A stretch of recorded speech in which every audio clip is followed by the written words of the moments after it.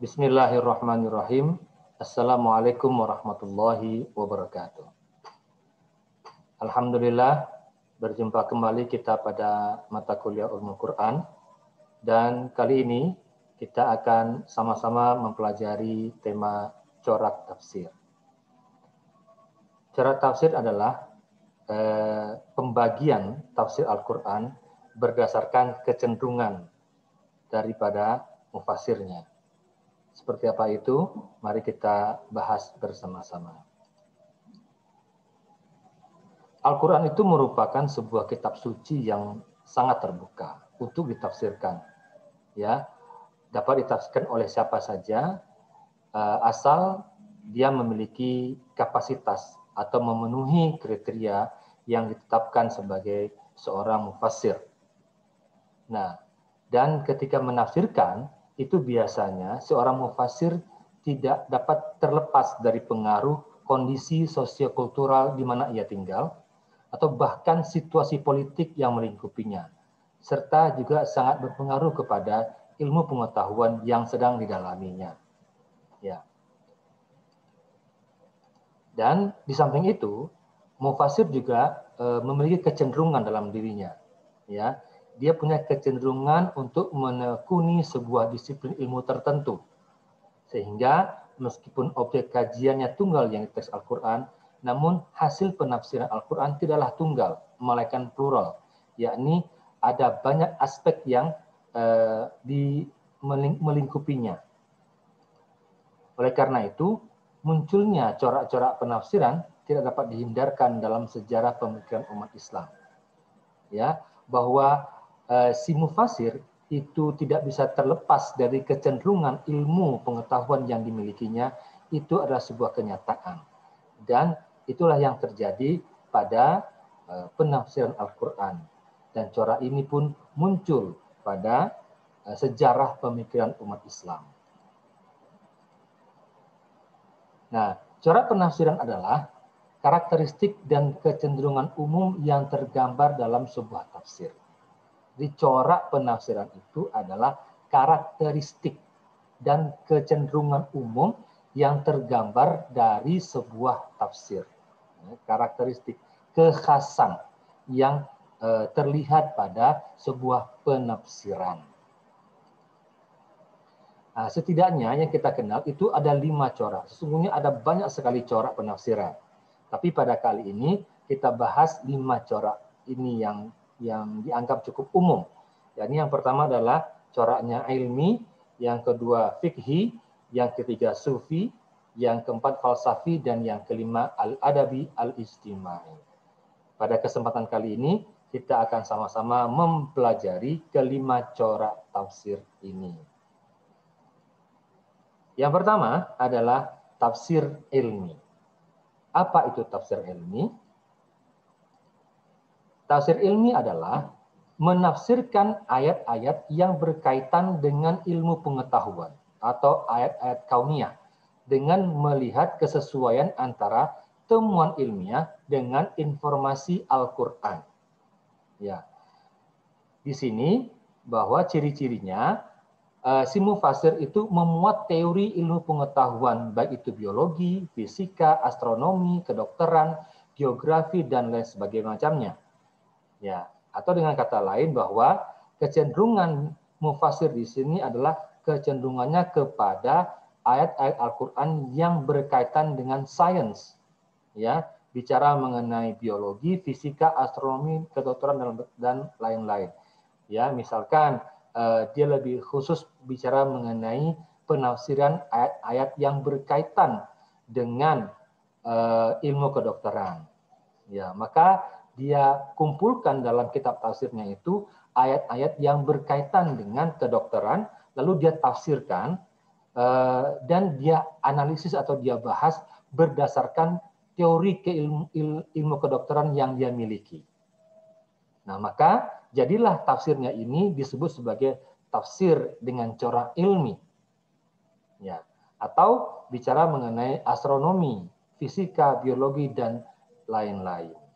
Ya, intinya bahwa tafsir ilmi ini adalah kecenderungan mufasir menafsirkan ayat-ayat yang berkaitan dengan ilmu pengetahuan atau sains, ya. Lalu dilihat kesesuaian antara temuan ilmiah itu dengan informasi Al-Qur'an. Ya, mengapa penafsiran ilmiah ini muncul? Karena alasannya bahwa sesungguhnya dalam Al-Qur'an itu ada dasarnya, ada seruan ilmiah di sana. Misalkan kita bisa melihat ada banyak sekali ayat-ayat yang di ujungnya itu menyebutkan kalimat seperti afala ta'qilun. Apakah engkau tidak memikirkannya? Afala tatadabbarun. Apakah kamu tidak menghayatinya? Atau di ujungnya itu bagi kaum yang memiliki pemahaman atau bagi kaum yang berpikir dan seterusnya. Inilah alasan mengapa kemudian muncul penafsiran dengan cara ilmi ini. Sebab kata mereka bahwa Al-Quran sendiri yang memperbolehkan kita untuk melakukan penafsiran dengan pendekatan ilmiah seperti ini. Ya. Nah, lalu ada beberapa contoh ya karya tafsir yang bisa kita masukkan dalam model corak tafsir ilmi ini. Yang pertama adalah Tafsir Al-Kabir karya Imam Fakhrul Razi dan Tafsir Al-Jawahir karya Tantawi Jauhari, ya, dan lain-lain. Ini contoh dari tafsir dengan corak ilmi dan kita sebut sebagai tafsir ilmi. Yang kedua adalah tafsir fikhi. Apa itu tafsir fikhi? Ya, dari katanya bisa kita pahami fikhi itu adalah artinya pemahaman kaitannya dengan hukum Islam. Maka tafsir fikih itu adalah menafsirkan ayat-ayat Al-Quran dengan cara menggali hukum-hukum yang terkandung di dalamnya atau istinbat hukum. Jadi di sini fokus dari mufasir itu adalah terhadap ayat-ayat yang memuat unsur hukum di dalamnya dan mereka mencoba untuk menjelaskan atau menggali hukum yang terdapat di dalam ayat Al-Quran tersebut. Ya, jadi ciri-cirinya adalah hanya menafsirkan ayat-ayat yang berkaitan dengan hukum, baik yang berkaitan dengan ibadah mahdhah maupun muamalah, dan tidak menafsirkan semua ayat Al-Quran. Ya, jadi kalau kita menemukan kitab tafsir yang isinya itu semuanya berkaitan dengan hukum Islam, terutama yang berkaitan dengan masalah-masalah ibadah, ataupun masalah-masalah muamalah, maka itu kita sebut sebagai tafsir dengan corak fikih, ya, kecenderungan fikih. Nah, tafsir fikih ini muncul dan berkembang bersamaan dengan berkembangnya ijtihad, ya, yang hasilnya tentu saja sudah sangat banyak dan diteruskan dari generasi ke generasi secara tulus sejak awal turunnya Al-Quran sampai masa penyusunan aliran-aliran hukum Islam menurut mazhab tertentu. Jadi munculnya ini bersamaan dengan munculnya mazhab dalam Islam. Ketika mazhab-mazhab itu cenderung untuk membahas tentang hukum, lalu mereka mengambil ayat-ayat Al-Quran yang berkaitan dengan persoalan yang tengah mereka kaji. Dan itu lalu ditafsirkan hanya pada aspek hukumnya saja. Ya. Nah, ini masing-masing imam mazhab melakukan analisis terhadap berbagai kejadian berdasarkan standar Al-Quran dan Sunnah, ya, serta sumber-sumber ijtihad lainnya. Di sini para imam mazhab mencoba untuk menjelaskan makna Al-Quran yang terkandung di situ sesuai dengan paham mereka dan fokusnya adalah pada persoalan hukum semata, terutama pada masalah ibadah dan muamalah. Nah, faktor yang cukup mencolok berkaitan dengan kemunculan corak tafsir fikih adalah karya-karya yang menampilkan pandangan fikih yang cukup sektarian. Ya, jadi karya-karya tafsir di sini kita bisa sangat melihatnya sangat mencolok kepada pandangan yang cukup sektarian, ini membela mazhab mereka masing-masing. Ya, di antara kitab yang tergolong tafsir fikih adalah yang pertama Ahkamul Quran karya Al-Jassas, kemudian Ahkamul Quran karya Ibnu Arabi, Al-Ajami' li Ahkamil Quran karya Al-Qurtubi, dan lain-lain. Ya. Nah, berikutnya adalah tafsir sufi. Ya. Apa itu tafsir sufi? Tafsir sufi adalah menafsirkan ayat-ayat Al-Quran dengan menggunakan teori-teori sufi dan pengalaman-pengalaman sofistik mereka. Ya, di sini ya ciri-cirinya adalah mengungkapkan makna batin ayat dan tidak menuliskan dalam kitab khusus atau praktis, hanya tercakup dalam buku-buku yang disandarkan kepada tokoh-tokoh sufi. Ya, di sini mereka mencoba untuk mengungkap makna batin dari ayat, bukan makna yang terlihat yang zahir di situ, tapi mereka mencoba untuk melihat makna batin, apa yang sesungguhnya diinginkan dari ayat tersebut. Dengan tentunya dikuatkan dengan teori-teori sufi.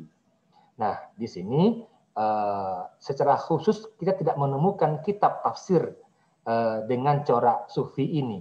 Yang kita temukan adalah buku-buku karangan para ahli sufi dengan tentang teori-teori sofistik mereka, lalu teori-teori itu dikuatkan dengan ayat Al-Quran. Ya, dengan Al-Quran. Nah, ayat Al-Quran ini lalu ditafsirkan dengan cara dengan mengungkap makna batin ayat itu dan kemudian mendukung teori-teori sufi mereka. Itu bentuk cara ketiga, yakni tafsir sufi. Nah, contoh karya tafsir sufi ini ada Tafsir Al-Quran Al-Azim karya Sahal Tustari, ada Haqaiqul Tafsir karya Abdurrahman As-Sulami, ada lagi Lataiful Isyarah karya Al-Qushairi, ada Ar-Rais Al-Hayyan fi Haqaiqul Quran karya Asy-Syirazi dan lain-lain. Ya. Nah, yang keempat adalah tafsir falsafi. Ya, tafsir falsafi ini definisinya adalah yaitu menafsirkan ayat Al-Quran berdasarkan teori filsafat. Jadi hampir sama dengan sufi tadi, kalau sufi berdasarkan teori sofistik, sementara kalau falsafi adalah berdasarkan teori-teori filsafat. Ya, jadi mereka juga sama dengan sufi, tidak membuat dalam secara keseluruhan, tapi yang mereka bahas adalah ayat-ayat yang memuat tentang hal-hal yang bersifat falsafi, ditafsirkan dengan cara falsafi, dan dimuat dalam buku-buku filsafat yang mereka tulis. Ya. Yang terakhir adalah tafsir Al-Adabi Al-Ijtimai. Apa itu tafsir Al-Adabi Al-Ijtimai? Yaitu menafsirkan Al-Quran dengan menekankan pada nilai-nilai sosial kemasyarakatan. Di sini fokus mereka adalah mengungkap hidayah Al-Quran, mengungkap mukjizat, mengungkap hukum-hukum alam, membimbing manusia ke jalan kebenaran, mengungkap keabadian Al-Quran dan keistimewaan Al-Quran lainnya. Ya, jadi fokusnya di sini adalah pada hal-hal yang memiliki nilai-nilai sosial kemasyarakatan.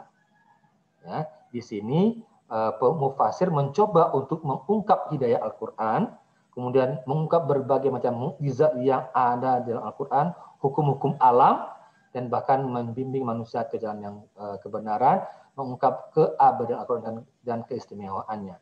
Nah, fokusnya tentu pada nilai-nilai sosial kemasyarakatan. Kajian ayat-ayat yang dibahas adalah ayat-ayat yang memuat ajaran-ajaran tentang kehidupan sosial kemasyarakatan.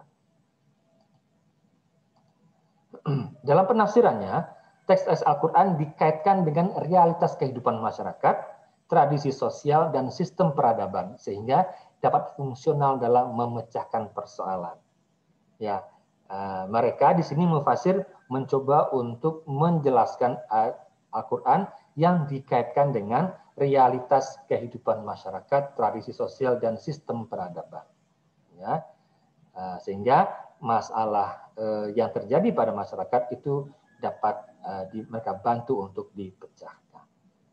Maka dengan demikian, mufasir berusaha mendiagnosa persoalan-persoalan umat Islam, khususnya dan umat manusia pada umumnya, untuk kemudian mencarikan jalan keluar berdasarkan petunjuk-petunjuk Al-Quran, sehingga dirasakan bahwa ia selalu sejalan dengan perkembangan zaman dan manusia. Ya, inilah yang dimaksud dengan tafsir Al-Adabi Al-Ijtimai. Ya, di antara karya-karya tafsir yang masuk dalam corak ini adalah pertama tafsir Al-Manar karya Muhammad Rashid Ridha, ada lagi tafsir Al-Maraghi karya Mustafa Al-Maraghi, dan ada lagi tafsir Al-Quran Al-Karim karya Mahmud Shaltut. Ya, inilah kelima contoh dari corak tafsir. Sesungguhnya ada banyak sekali corak tafsir tergantung daripada kecenderungan, ya, kecenderungan dari seorang mufasir.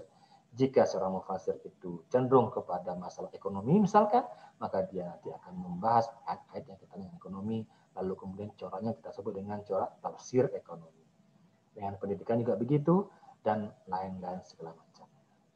Demikian pertemuan kita pada kali ini. Semoga bermanfaat.